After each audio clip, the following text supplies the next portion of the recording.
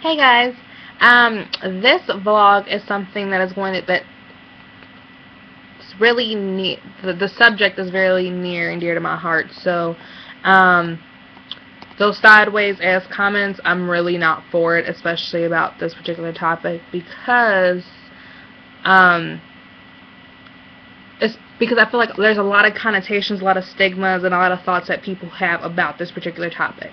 So, to get into it, I received a text message from a play brother of mine, and he proceeds to tell me that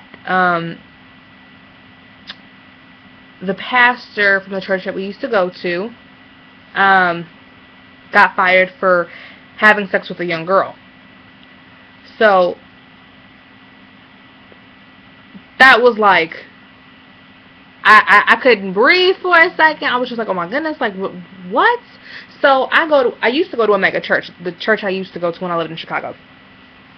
Like huge church. So I was like, you know what, like this has to be on the news. I go ahead and get on Google because my play brother was not responding to my texts fast enough. And sure enough, I found it. And for those that want to know, I used to go to and belong to First Baptist Church of Hammond, Indiana, which is about a 45-minute, maybe a little bit less, with traffic, anyways, like on a Sunday morning, 45-minute ride. And sure enough, our main pastor, who leads like the main sermon, stuff like that, because we do have youth pastors, we do have a Spanish pastor and things of that sort. But our main pastor, Pastor Jack Scott, was dismissed from his position as main pastor, or just pastor, whatever, because apparently he did have an adulterous affair with a young woman. They haven't confirmed. At first they were speculating she was 16, but it's not confirmed. Church records aren't showing that, and the police are investigating it, and they're not quite finding that apparently right now. But nonetheless, church dismissed them, as soon as the board members got together, apparently, and fired him. Apparently he admitted to it, and they're now in the process of, trying to find a new pastor and so on and so forth. With all this being said, it's very, for whoever's been to that church, and who's ever been to, like, a main sermon, Pastor Scott was a very, I don't want to say Southern preacher, but he was definitely traditional Baptist in terms of how he preached, using the King James Bible at all times and things of that sort. So, I loved hearing him preach. If anything, I didn't go there for the fact that it was a huge church. I didn't go there for the people. Some of those people were really sedity, really uppity, but I never felt that about my pastor, and I thought he was, just great at preaching. I could always get something out of it. Doesn't matter if I have to sit there for 2-3 hours. It was just always refreshing. And he was such a well-versed man, and he was just so personable, and he was so charismatic. So, at this point, I don't, it's crazy how, if I heard this story from afar, I think I would have been quick to say what other people might think, oh, it's a mega church. We have registered members of 15,000. Our new auditorium that was built in 2009 or 10, maybe. Might have been a little earlier than that. Seats 7,500. Our old auditorium, which I think seat 5,000. So and we still have that auditorium. it's like a bunch of people come to church. May that be morning service or evening service. So also train of thought. But I would have. There we go. I would have been quick to say, because of other mega churches that that get broadcasted on TV and things of that nature. Churches are so corrupt, or it's a big church issue, no one's safe from from trifling acts like that, and so on and so forth. But I really feel like it's different. It hits home because this is my church.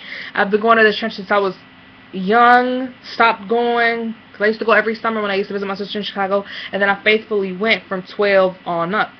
And it was just it's just so hard for me to take.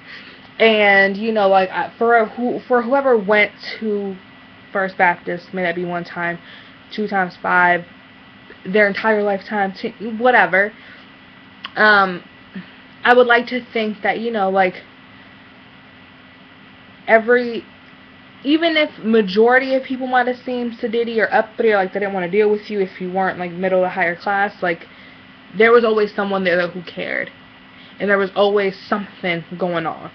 And like I say, I mean, I just feel like he was just such a great preacher, such a great preacher. There's so many great preachers at that church, and it's just something like I know it's gonna stand up for a really, really long time. I really need to wrap this up because I'm not trying to make it too long, but it's just something that's really going to be on my mind for quite some time. And I think it's easy for people to, once again, bring the stigma of mega churches. You know, people are in it for the money. You know, all those tithes that people give. You know, the church ain't just stuff like that. Like, it's just so frustrating because, you know, now it's my church. This isn't Jeremiah Wright's church where he's acting all crazy and flippy.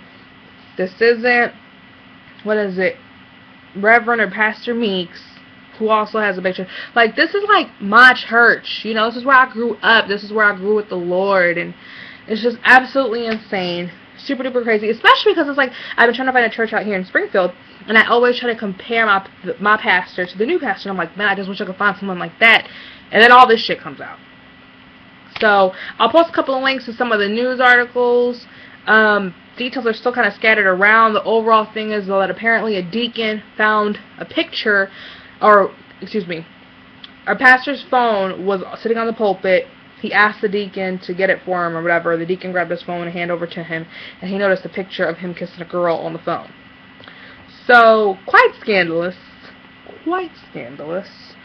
But, you know, guys, pastor's married, has 2 children, has been with his wife for over 30 years, has been pastor for the last 10, 11 years, has been in the church, though, since a child. His daddy or his granddaddy or something like that, or his wife's daddy, whatever, was, you know, was a church, well, his wife's daddy, whatever, was, I believe, the pastor before.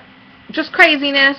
Like I said, I'm going to go ahead and post those things, and I'll also post, like, a little mini YouTube video. It's not the best quality, but of a news clip of, I think, Fox News. God damn it. But maybe I can find something else to post so that you guys can see it. And hope you guys are doing great. Toodles.